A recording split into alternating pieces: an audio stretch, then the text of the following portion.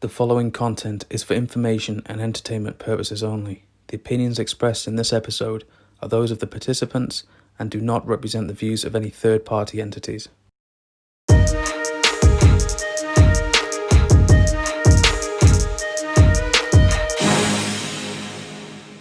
Welcome to the sixth installment of the Minisodes, a companion show to the main podcast featuring interviews with health and fitness professionals with a diverse range of backgrounds and skill sets. Today's edition features Sophie Brace, a former gymnast who's developed a large following on social media due to her gymnastics and flexibility training advice. Sophie and I talk about flexibility, the rise in the number of adults getting interested in gymnastics training, and using different types of social media to leverage your brand and message. My thanks go to Sophie for giving her time to come onto the show and share her thoughts. I hope you enjoy the interview.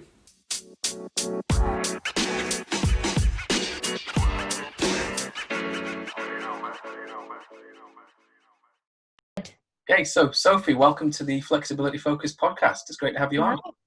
Thank you for having me. I honestly looked at your Instagram. You're doing some fantastic stuff as far as flexibility goes and gymnastics as well. Obviously, looking at your Instagram, you are very flexible and you can do some pretty impressive gymnastic skills. Can you tell the audience about your training background and how you got involved in gymnastics? Yeah, so I have a mainly gymnastics background, and I was like that kid that would never stop cartwheeling and doing forward rolls at home. So my mum and dad were like, right, we're going to try and get her into a gymnastics class. And they tried and tried, but the waiting lists were just so long. So by the time I managed to get into literally just a community gymnastics club, I think I was like 6, 7, which for gymnast is like pretty late, really. And I think I was there for not even a year. I think maybe like 6 months. And they were like, she is pretty good. Like, you need to consider like sending her to an actual gymnastics club. So my mum and dad were like, okay. So we went to look at this club in London and I liked it, so I joined there and just got put in some rec club. Like, no one really cared what I was doing, but learned all those basic skills. I learned how to do like just some basic bar skills and things like that. And then we got this we were told as the club that there was this new coach coming from South Africa, and she was going to be taking this group of girls to be in this kind of like elite squad, because until then our gym had never really had anything like that. It'd just been like your normal rec club. And anyway, I got chosen. So I was probably about 8, I think. Again, really late to start some kind of elite level gymnastics.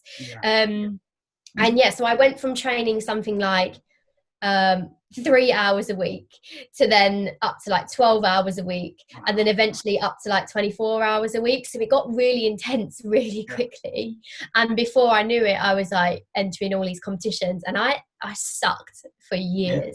I was so bad. Like, I don't know why. I think it just took me ages to kind of come into my own as a gymnast, really. And then I had I broke my foot, which is really random, and was out for like however long. But in that time, I got really good at bars, and then I recovered from my injury, and all of a sudden, my gymnastics just went all the way up here. And before I knew it, I was like representing London. Then I got selected to kind of represent England at the UK School Games. I placed really highly in the British Championships, and no one thought I was going to place that high, and ended up getting into a bar final the next day. Like, didn't have any leotards or anything. So I ended up competing at a couple of British Championships, and then I got injured. So I just got into the Great Britain squad, like their developmental squad, where it's basically like the group of girls that you go to training every couple of months, and they basically assess you and work on your skills. So I just got in there. I was at my like 3rd national squad training. I'd come home and had a pretty nasty kind of like back injury where we could never really get down to the bottom of what was wrong. Like, I had scans after scans, and just no one could figure it out. So I had like 10 months of physio to kind of correct what was going on there. And during that time, so I think I was probably about like 14, 15 at this point, and I kind of started to realize that I could have a life outside of gymnastics, and it was kind of the age where you're in secondary school and your friends are starting to go out more, and I had a massive growth spurt and grew a lot during that time, and I just started to fall out of love with it. And obviously when I recovered from my injury, I was so deflated, because what happened, I was injured for so long, the national squad were like, we're really sorry, we're going to have to like let you go because you're injured. And I'd barely even got started, so I think it knocked my confidence. I fell out of love with it, and then when I got back into training, I just didn't have that same drive and passion for it as I did before. I didn't want to compete really because I was so nervous. Yeah. And so I think I kept it going till I was about 17, and then I called it a day and I quit. And it was heartbreaking, but I knew it was the right decision, because I was like, I'm not really in love with this sport anymore. And for me to be able to just keep coming here and to keep paying for these fees, I'm not really going anywhere. And I knew I was going to go to college and then hopefully on to university. So yeah, stopped point blank. And I actually didn't do anything for about a year. Like I was I went from being this really super fit athlete to nothing, which is really like not even going to the gym. Like, wow. No, like, so I think from like 17 to 18, I did nothing, apart from towards the end of, like just before I turned 18, I started going to like a local like community gym just to kind of get a little bit fitter. And then, yeah, went to university and I was like, I can't do any more gymnastics. So I started cheerleading instead, which is obviously a bit of a switch. And that kind of started to like reignite the flame a little bit. And so I think I was in like my second year of university, and that's when I started my Instagram account. And just thought, you know what, I've seen people doing this, I can do it. I'm starting to get my skills back. I was kind of working with a few photographers at my uni to make some content and things. I was like, yeah, I can totally do this, but I had no real I was so like still young, like, I had no idea what I was doing, and I was still kind of like trying to find out who I was after leaving like Sophie the gymnast behind, because I think that became so much of my identity. I really struggled to let it go. So yeah, it was really hard. So part of me started my Instagram and was hopefully to try and share a bit of that, but I still had no real focus and drive with it. So I would like post one day, then not post at all, and then post something random, and then nothing at all. Like, I wasn't really even posting my training at this point or my skills. And then I'd say probably towards the end of my third year, I was like, right, let's knuckle down with this. You're doing loads more training now. I was like starting to explore calisthenics as well, like work on my handstands. I'd still hold on to like pretty much all of my flexibility, really. So I was able to just kind of form like a little brand for myself, and it's just continued to kind of grow. And especially in the last year is where it's seen probably like the most growth, and probably like what you see my Instagram as today. So there's been quite a long story behind it. Really. No, good. It's really good to get an idea of the growth behind that, because I think a lot of people, when they see, you know, popular social media accounts, they think it was an overnight success, and they don't see the growth that's gone into it. But yeah, no, that's brilliant. So what does your training mostly look like these days? What are you mostly doing for training? So it's so varied, to be honest. I started kind of doing your typical weight training and things a couple years ago, because it was like the trend, and I was like, oh yeah, this is cool. Let me try this. So, but it actually kind of worked and tied in really nicely with just getting me stronger and fitter to be able to do all the things I do now. So typically I'll weight train maybe like 3 to 4 times a week, and general fitness, I'll call it. So it might involve a run, it might involve some lifting, typical Instagram training, like what you'd usually see. And then I'll train like handstands maybe twice a week. So I'll do I never really class them as training, well, I should, because it is training, but for me it's just a bit of a play. So I'll usually try to do that about twice a week at the moment, because all the gymnastics gyms are shut. So I've not got any access to bars. I've not got any access to like floor and things like that to be able to tumble. So I've been trying to fill my time with some handstands and forearm stands. So that's usually twice a week. One's usually more a drills based session, so some using the wall and things like that, and one is usually taking it away from the wall, seeing what we get up to, having a bit of a play around. And then when life is normal, so non-COVID, I'll usually do 2 gymnastics sessions a week and 1 cheer session. So I cheer once and then I'll do 2 sessions in the gym, and that can involve basically anything really. So that can involve some tumbling, some calisthenic stuff, usually more freestyle, because I'm definitely not strong enough to do all the muscle ups and stuff yet. I don't think most of us are, to be honest. Yes. I'm like, everyone's like, you need to get stronger. And I'm like, no. I think because I have a natural, I'm so used to swinging bars, it just came so naturally to me. And I was just making progress so quickly. And then I will stretch every time I train. It's more of a, because it's more of like a maintaining thing for me, and it always has been.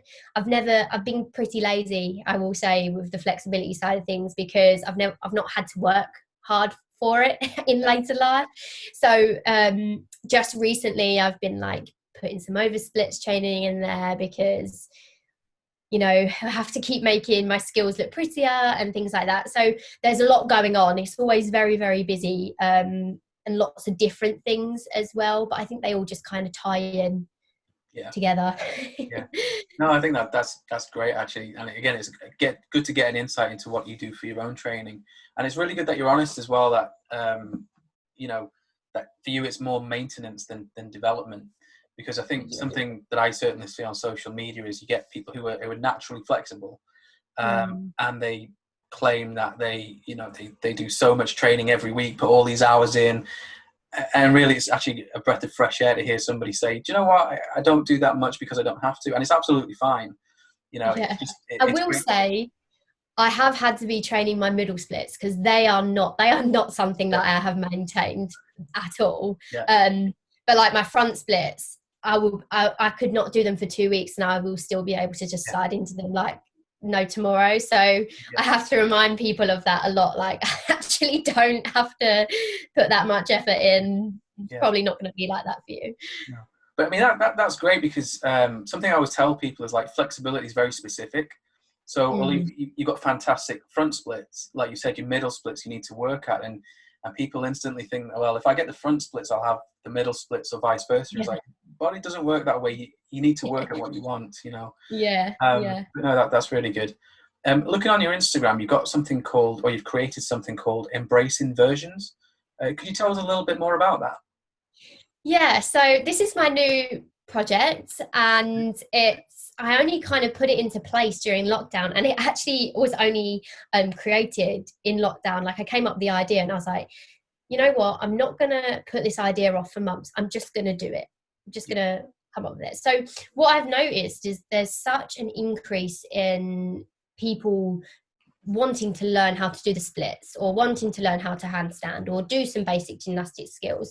But with like today's kind of what you would usually see on Instagram, it's not the main thing. Like it's not really in. And as well, people that are kind of new, and usually Instagram is a place where you post the best skills. Like you're not going to post something that doesn't look that great, or if you're not proud of it.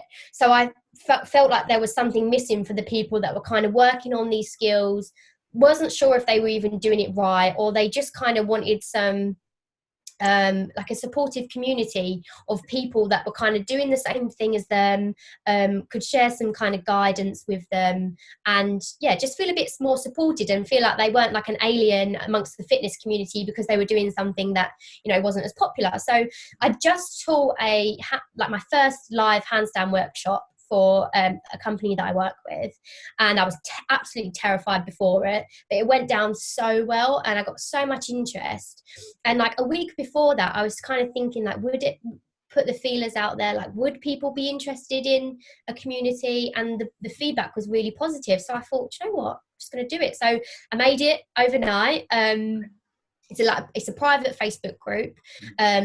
I think I've got about like 360 members now. Like there's quite a few people in there, and we I'll check in maybe once or twice a week and put like maybe like an informative post in there, or I'll just post my own training, and then you've got other people, they just post their own training and they say what they're working on and they post their progress. We've done like a couple of live videos in there, so it's just like a little happy community of really supportive people who are not afraid to kind of post their fails. Like we have a fail Friday, so I encourage people to post their fails and not be embarrassed about them, to kind of show that, you know, it's totally normal, and you know that skill-based training is so good, not only for like your body but like your soul and your you know, your motivation. Because yes, lifting obviously is incredibly important, but like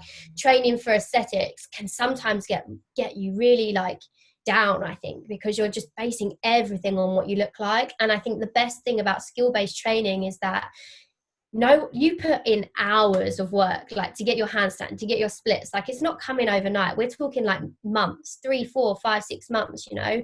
And if you can put in the solid work for 5, 6 months, you know, no one can take that away from you once you've done that. You know, your results probably aren't going to disappear overnight, and hopefully it's going to give you that like internal intrinsic motivation to just keep going and to keep realizing that, oh, okay, like I can do this. And yeah, I really love it, and I think it's so great that so many more people are getting involved, and that I can kind of play a part and bring all these people together via my platform. Yeah, I think that's fantastic, especially the philosophy of embracing the failure. You know, Yeah, you know, success isn't like you go from A to B and instantly successful. It's a long journey of failure, and so many yeah. people are put off by that. But it's, you know, it's growth and it's learning. I think that's brilliant. It Yeah. is, yeah. And I have to, the one thing I have to keep saying to people is like, please don't. The one thing I kind of had to start tell people a lot, because I can pick up skills really quickly. But I have to tell people, like, I have a foundation of like 10 years, like 10 plus years of doing those basics day in, day out. Like 24 hours a week is not a short amount of time. So because I can learn something in a week, you know, don't be put off by that, because you know that's what it is. Like I think some people are they don't realize how much work they have to put in, you know, but little by little, you know. No quick fixes.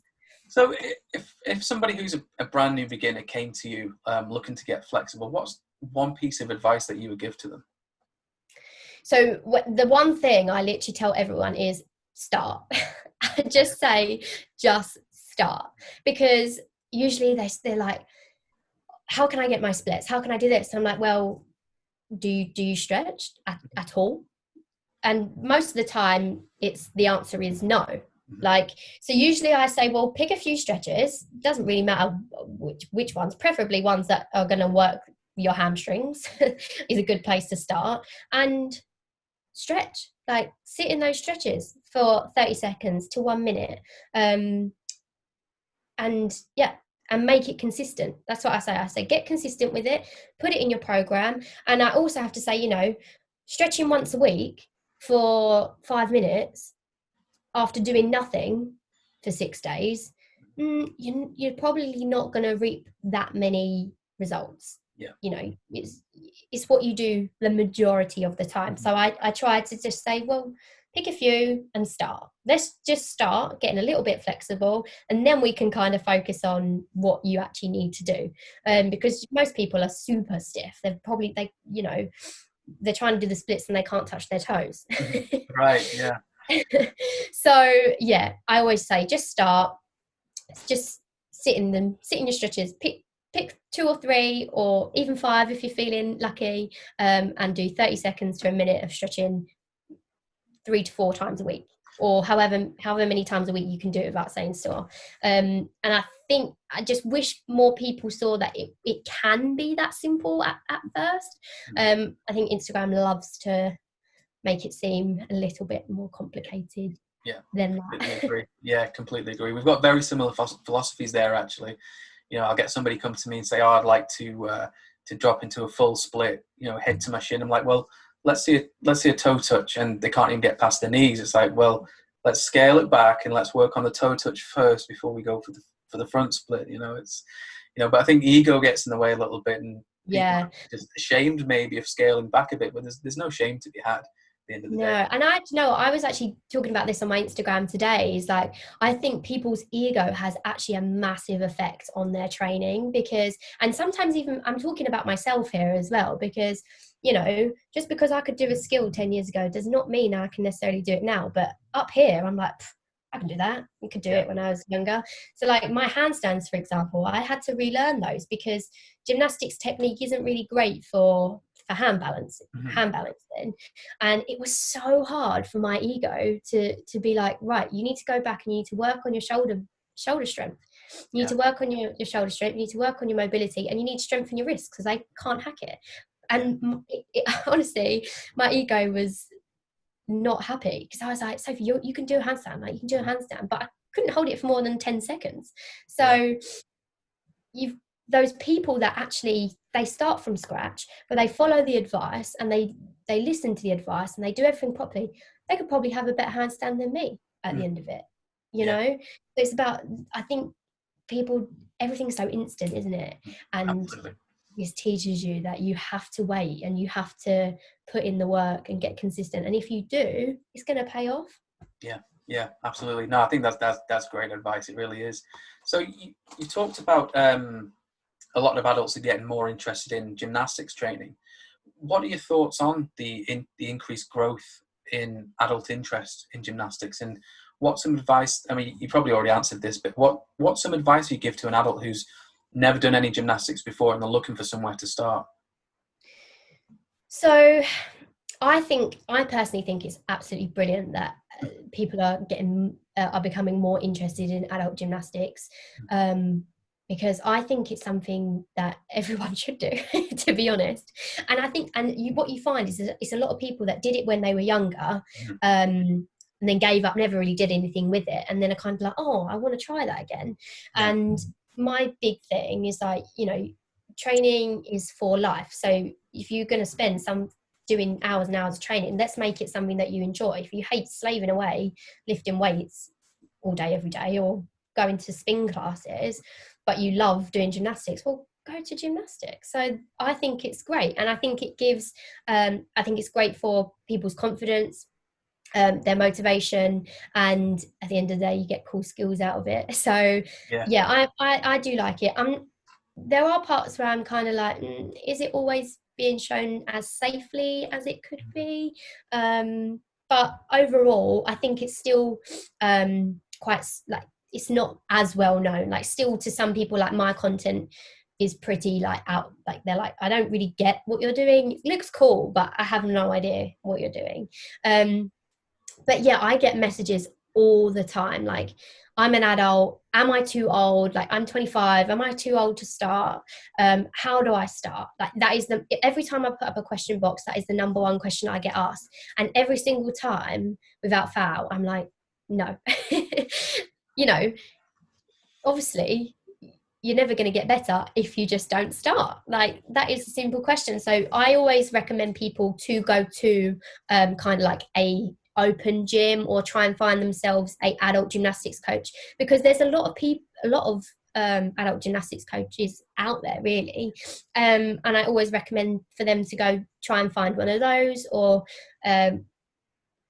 just start thinking about things that they could probably do at home without getting themselves injured. We're not talking about throwing themselves for a backflip, but maybe doing your first 10 forward roll in 10 years wouldn't be a bad place to start. But yeah, I literally always just say, start, have some confidence with it, be prepared that you are probably going to fall on your face, you are going to suck really bad compared to some of the other people that might be in the gym. Who cares? Like, everyone had to start somewhere. So yeah, that is honestly one of the main questions I get, and every single time I answer the same: you're not too old, and just go. Just do it. And it's so nice for me seeing people that message me and say like, I saw your, like, I've been wanting to go to a gymnastics class for ages, and I was just talking myself out of it, and your simple just saying just go just made me go. And she was like, I was overthinking it so much, and she's like, I had so much fun, and I'm going back next week. And I just like, if I can inspire someone to go and do it, then I think it's all I could ask for. Fantastic. Yeah, that's really good advice. So you touched on like kind of the mental side of things, and one question I wanted to ask you was that this lockdown that we're going through has affected people in many different ways, but people are especially struggling when it comes to mental health. Can you tell us some of the ways that you found helpful coping with the mental stress of this lockdown? So I'm the type of person that has to keep extremely busy to avoid having like real crashes in things like that. And I don't really allow myself to get to a point where I have nothing to do, because then I almost feel like a little bit empty. It's probably a bit of a not a great coping mechanism to have, if I'm completely honest. But I do thrive off being busy, so I will try and keep myself as busy as possible. I think I have, again, been very fortunate during this lockdown to continue to go to my normal job. And then obviously on the days off, I've just really tried to push my socials. So the one thing I have, well, I guess it would come across, what I have been doing is to just put some energy into the things that you never had the time to do. We've been given the gift of time, basically, you know, so why not put our energy into those projects that we kind of thought we wanted to do but we weren't sure, or the things that we wanted to do but we never had the time or the confidence or the resources to do. So that's what I did with like Embrace Inversions and the handstand guide, is I decided to take those ideas that I'd had in the back of my mind but was too scared to do anything about it. And I was like, everyone is trapped at home. This is the perfect opportunity for this. So I just put all my energy into those things. So, if you want to start a YouTube channel, start a YouTube channel. If you want to learn how to cook, learn how to cook. Keeping your mind busy, I think, is probably key in a situation like this, especially if you are stuck in your house. So it's thinking about, how can I do what I want to do and make, I always like to say, like, have you got some goals set in place? Because then you can say, right, what step can I take to work towards my goal today? So that's one way of how I cope with things, is just keep busy. And I definitely have dips. Like, there's some days where I'm definitely not like on top form and I need to take a day out or so, and I get a little bit, I'm not very inspired and I feel like I've kind of hit a dip, and then on those days I write things down. That is a godsend. Write things down, get your thoughts out on paper, and then kind of go from there. And also just not being too hard on yourself. It's a really strange time that we're all living through at the moment. I think you're very entitled to have bad days with your mental health, and I think it's important that you do look after yourself during those times. So I think it's a balance of, you've got to get the balance, because you can either fall into this kind of pit of despair where you feel like you are never going to be able to pull yourself out of it, if you allow yourself to. So it's about kind of thinking, all right, I'm not going to allow myself to get down here. If I need a day out, I'm going to take a day out. But what can I do to make this whole strange process a little bit less normal, a little bit more normal, sorry. And just talking with your friends, talk with your family. There's always FaceTime, there's Zoom, and I do think it's a little bit healthy to have some distance and to have some time alone to really, I think when it's just you and your mind, you've got to have some serious chats to get yourself to do things. I think it's kind of healthy for us to be alone, because it's very rare that some of us are alone. So yeah, it's a little bit all over the place for me, if I'm very honest. But I think, and it's so hard, isn't it? Because everyone has different coping strategies, and I'm the type of person that I'm happy to actually spend quite a lot of time on my own. I'm like, I came across it the other day, but like the kind of introvert that really loves social situations, but is very happy to just kind of get on with her own thing. Whereas you've got a lot of other people that are real social butterflies and like out all the time. So I think, for me, maybe I might not have found this as much as a challenge, and those coping strategies might work for me. For someone that's more outgoing, I I don't know how they have handled this situation. So Yeah, I love that answer. And you touched on a really good principle there, actually, and it doesn't just apply to the lockdown, but also to health and fitness as well, which is don't focus on what you've lost, look at what you've still got. So you said we've been given the gift of time, which I think is that's a really beautiful way of framing it. And when it comes to, if you're a middle-aged adult and you want to get into gymnastics, you might be thinking, oh, I've lost time and age, I've lost flexibility, strength. Think about what you've still got, though. You've still got the opportunity to get into it now, so make the most of it. And I think that's brilliant. you have all the time to practice your handstands in the world. Like, this is perfect time to get flexible. This is a perfect time to learn how to handstand, or and I think that what has been so great, because there has been so much interest in learning to handstand and learning to do those. So it's been really great for me to be able to give my advice on, okay, right, if you're going to do it, let's do it properly. Yeah, absolutely. No, I think that's great. Love that answer. So looking at your Instagram, you're also on TikTok as well. Now, I have to hold my hand up and say I'm really not familiar with TikTok. So for some of the people who aren't familiar with TikTok, can you tell us some of the differences between Instagram and TikTok and how that affects the content that you put on each platform? Yeah, so TikTok is kind of a new upcoming platform. I mean, it has been actually around for ages, I think, but it used to be called something different. I think it used to be called Musically or something.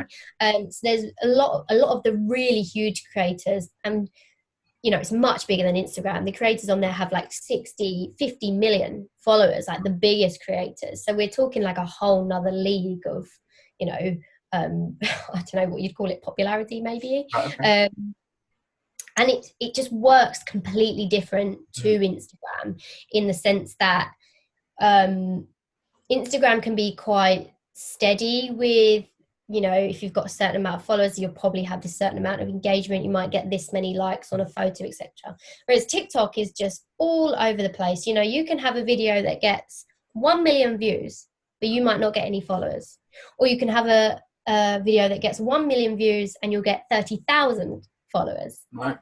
Okay. You might not get any views for weeks. Yeah. And then all of a sudden one of your videos reaches 300,000 people, which Instagram just would never happen. Could you, if one of your videos reached 300,000 views? I mean, it's just unheard of, unless you're in a film, if you're a really high class celebrity. Yeah. So I love it because it gives really ordinary people massive platforms. I just think it's absolutely ridiculous. The thing is, it's a much younger audience. I say that, but there are some kind of older people on it. When I say older, I'm not talking older. I'm talking like I'm 20, turning 23, and I feel old on the app. But we're talking more like 6, 7, 8, 9, 10, 11-year-olds. That's your audience. So if you're thinking that's your audience, you got to think, right, how am I going to get this audience to engage with what I do? So as someone that does gymnastics, works really well, because 8 to 11-year-old don't that is gymnastics obsessed or loves cheerleading or something like that. So if you can get a video that really fits in with them, and it's all based on kind of the views and the comments and the engagement you can get. So it's kind of like, I think it works on like a tier system. So you post a video and it goes out to a certain amount of people and your followers. Then if that gets engagement, it goes up to another tier of people, then another tier of people, and on and on and on. But it doesn't have it's a bit different to Instagram in that it has a For You page, which is kind of like the explore page on Instagram. Okay, so that's where all the most popular videos come up, or that's where you'll see the videos. And then you have Who You Follow, and that's just videos of people that you follow. So it's kind of like a mix between. So for example, for me, I have 90,000 followers on TikTok, which you think is a lot of followers. However, I will have some videos that reach maybe half of that. Some videos that reach way more than that, and some that reach 2,000. Right. It's just not consistent at all. It's really, really odd the way their algorithm works. So I think it's an app that a lot of people that are popular on Instagram are still trying to figure out in a way. And also I think that brands and companies that are using TikTok as a platform to promote us also still figuring that out, because it's quite hard to tell how well a video is going to do. Very big in America. So yeah, completely different style of content. You're aiming for content that catches your audience's eye within the first 3 seconds maybe, so that they don't just scroll past you. It's usually 15 seconds or 60-second videos, so anything in between. And you're trying to get that engagement, so you want to try and encourage people to comment. So you might have like tag 3 friends in there, so tag 3 of your friends that can do a backflip, or which outfit do you prefer? Like, not very educational content at all. Although my videos on like how to handstand, you have to aim it kind of at like a 7-year-old, but they do really well. Like, so tutorials and things like that do quite well. However, it is just, it's not an informative, like Instagram is. It's not that at all. It's silly. It's really silly. But giving people massive opportunities, like crazy opportunities from it. So it's a good platform to have, I would say, because I think in the next year or so, it will probably, I mean, it already is, but the possibilities of where it can kind of go to, I think, is a lot. Whereas Instagram, you're still it's not many of those people come to my Instagram. And I think that varies for each creator, like where their followers are going to come from. But yeah, usually it works quite well for me, because content that I post on my Instagram fits in quite well with on TikTok. I don't really have to create two different types of videos. But yeah, it's a strange app, I've got to say. Like, it's a really strange app, and I'm interested to see where it goes. But it's nice because Instagram is so hard to grow your account. I will say that. Unless you get that overnight boom, or you are really popular and your content gets on the explore page, the algorithm now makes it really difficult, I think, for creators to grow. So to have a platform like TikTok where you can just boom overnight is quite nice for creators. So yeah, it's nice. It's refreshing. It's because it's not like Instagram in the way that Instagram has almost become quite like fixed and quite rigid in what people post, and it's all marketing, and it's all, it doesn't always feel authentic. Whereas TikTok, you can scroll down and you'll see whatever and anything that you could ever think of. It's crazy. So yeah, it's interesting having the two, but at the moment they don't tie in together too much. Okay, that's a really useful insight, actually. I think a lot of people will benefit from that answer. It certainly told me more than I knew about TikTok anyway. I need to figure out how to get my infographics on there, because I don't think kids are going to want to watch lectures on anatomy and physiology. So. Yeah, might have to spice it up a little bit, Yeah, absolutely. Is there any advice that you would give to other young women who are looking to start a social media account, especially a fitness social media account? Yeah, so I think I think it all depends on what you are trying to achieve through your Instagram account. You see some people that start their Instagram account because they are on a journey to get fit and healthier. So, for that side of things, if you're just documenting it to stay fit and healthy, then that's great. So you probably don't really have to think about too much about what you're posting, because you're not doing that for an audience. You're kind of doing that for yourself, and whoever wants to follow you on that journey can follow you on that journey.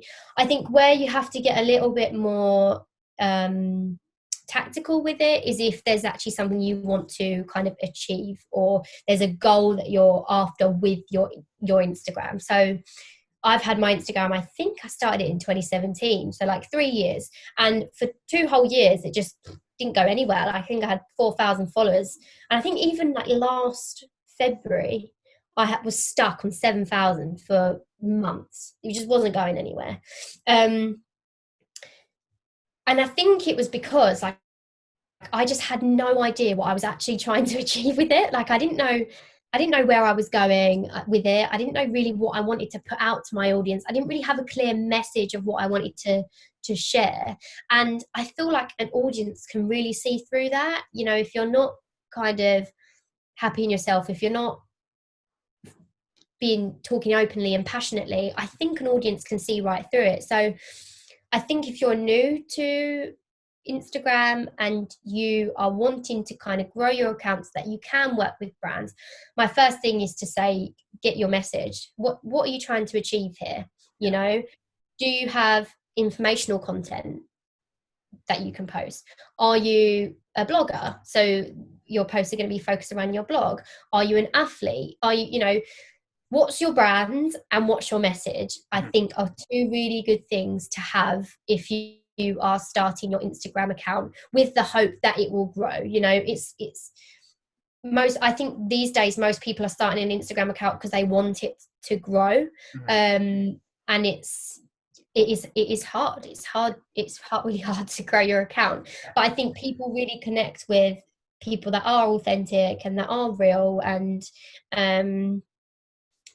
that are so set and clear in knowing their message, that other people can be inspired by that as well. So I think those are really important. But I also say, like, don't get caught up on the followers. Don't get caught up in just making it all about, you know, getting this ad or getting this campaign or working with this brand, because hopefully you'll be posting on Instagram because you want to share something with people that you love doing. So if you love exercising and you're passionate about sharing that with others, then that's what you love doing. Like, if you're passionate about photography, if you're passionate about fashion, you know, you want that to come through your posting. And the truth is, you are going to find it so much more enjoyable if you do what you love rather than what makes you popular. And that's something in a debate that I have to have with myself a lot, in that I love gymnastics. I love posting gymnastics content. It makes things fun for me. Yeah. And I have to stick with that, even if that's not what people are bothered about, because that's what makes me happy and that's what I enjoy. And really, it's kind of what people do come to my page for now. So it's about finding what you love, sharing what you love, and sticking with it. Be patient with it. And also, another reason is, you know, for business. You might have an Instagram account because you're trying to promote your business. Now, that doesn't matter whether you've got 1,000 followers, 2,000 followers, 3,000 or 20,000 followers. You know, you're talking about trying to recruit customers. So I have quite a few of my friends that are personal trainers, like, how did you grow your account? Like, how did you grow your account? And I'm like, okay, well, why do you want to grow your account? You know, there's only so many clients you can take on in the world. So why would you not focus on trying to engage with the people that you have following and trying to turn them into clients first before you think about growing and expanding? So I guess, coming back to what I originally said, find what you're passionate about, find what you believe in, and your message. And I think it will all become a little bit easier when you try to navigate the crazy waters of Instagram, because when you can stay true to yourself, what other people are doing don't bother you as much. Whereas I think it's very easy to get lost in the engagement and the popularity of it, and just trying to get the post with the most likes and engagement, when really it can be so much more than that. So yeah. Yeah, no, I agree with every part of that. Absolutely. I was at that point ages ago where, I had 6,000-7,000 followers for months and months, and I was like, why is nobody engaging? Why am I not getting any more? In fact, I was losing followers, and then I stopped. I was just posting random stuff that I found funny, and started knuckling down on my message, which is, you know, flexibility research, hence the name of the account. And slowly over time, the account and engagement has gone up. There was a period where it grew quite rapidly from 14 to about 19,000 over literally weeks. I think the past 6 months I've been stuck between 19 and 21. And so it'll go down and go up. And like you say, people need to not bother about those metrics because what's his name? I think, is it Gary Vaynerchuk? Gary V, I think his name is. Gary V. Yeah. He says it's better to have 100 followers who will buy rather than 10,000 who won't, you know. Yeah, exactly. Which is exactly what you said. So that's great. Yeah. Time for the fun question. If you were stranded on a desert island and you can only take one book, one piece of gym kit, and one type of food or drink, what would they be? Okay, so I'd love to say that it would be like something non-fictional and informative, but it's not, obviously. It's a book called Small Great Things, and it's my favourite book ever. I could just read it over and over and over again. So I'd take that with me because it's good for the soul. And piece of equipment, I'd take an air track. Could you imagine how much fun you could have with an air track on an island? And it would double up as a what is an air track? Because you mentioned that in your story today, and we were talking about an air track.